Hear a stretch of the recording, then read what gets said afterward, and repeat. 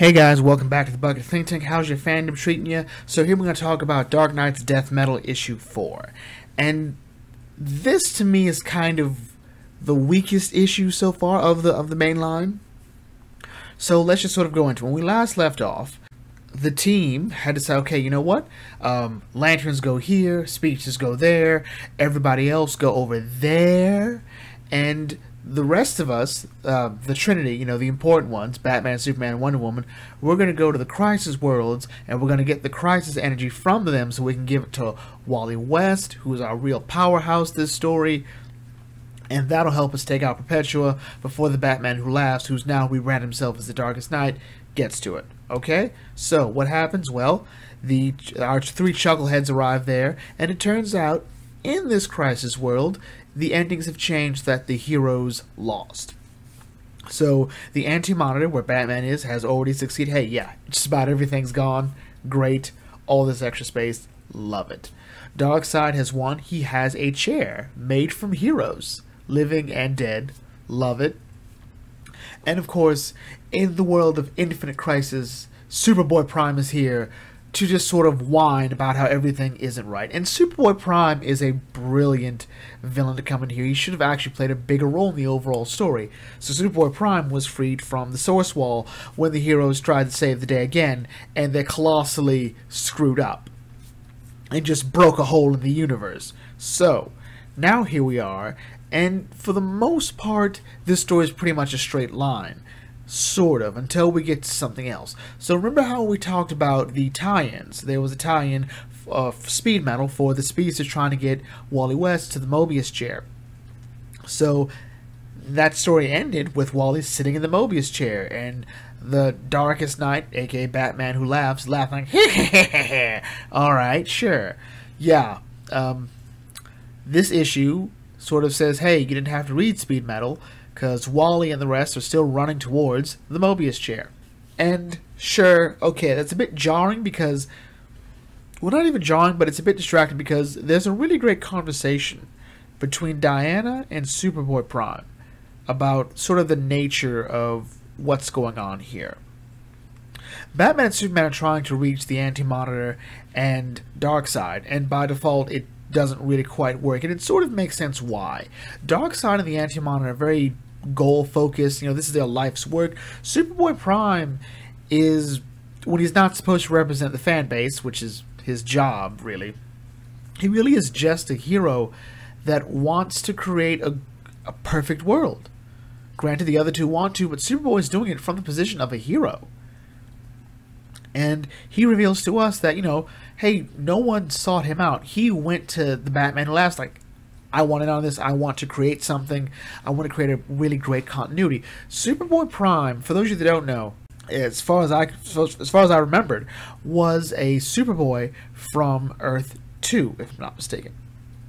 And he wanted to create a perfect continuity where heroes were heroes again. You know, from like the era from that great golden era where, you know, heroes would take time to help kids play football, and, you know, the bad guy was Hitler, you know, heroes were wholesome and great. He's like an angry Ned Flanders, like a really angry fascist like Ned Flanders, and he does speak to the fan base in some way. He is sort of a parody of hypersensitive fans. You know, I want my heroes to be a certain way, you know, and you can see that on both ends, but, you know, Superboy Prime represents I would say the comic fans who've been there from the get-go, who remember a time when Superman could just leap tall buildings in a single bound, and Batman wasn't as dark a character as he was. Like, Jason Todd hadn't been killed yet. And he talks about that, like, this is the problem with you heroes. You become so dark and angry, and it's because you failed. And you failed the superhero community. You failed the people you're supposed to protect by being this way. And that's an actual argument. Darkseid and the Anti-Monitor, like, this is what we exist to do. Alright, to wipe out all life, to, you know, become the Alpha Omega that is Darkseid. You know, Darkseid means something. You know, but Superboy Prime can be appealed to. Superman tried in Infinite Crisis. I don't think he has anything to say or listen to when it comes to Batman. So there's Wonder Woman. And Wonder Woman makes the appeal that honestly a lot of comic book readers have always tried to make when it came to continuity and how the universe should be. Diana points out, okay, yeah, sure, the world isn't what it used to be, but that's because change is constant. To be alive is to be part of a system that is always changing.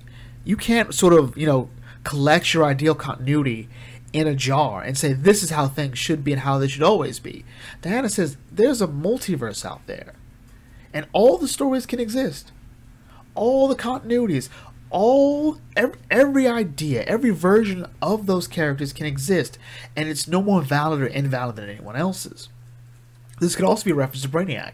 Also, this is possibly something that led to the inspiration of the Zagreus storyline too, but that's for another time. That is making that appeal that, you could have your continuity, but it doesn't have to come at the expense of everyone else's.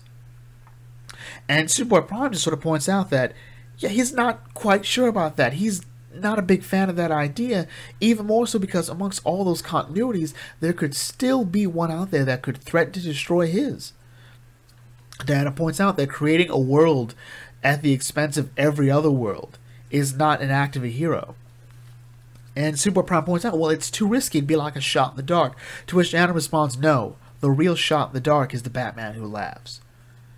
And Superboy Prime, who once punched the universe into rebooting, makes one huge punch, gets everybody out, our other two chuckleheads, and he says, okay, I got the crisis energy and an Alfred box, let's fire it out there. He fires it, we come down to Earth, here's Wally in the Mobius chair, Barry, Jay Garrick, Harley, who had a really cool moment with the Robin King, which doesn't really matter for this sort of rant I'm going on, and Swamp Thing looking all cool. Wally's like, did you do it? Because I saw you did something, but I'm not quite feeling it.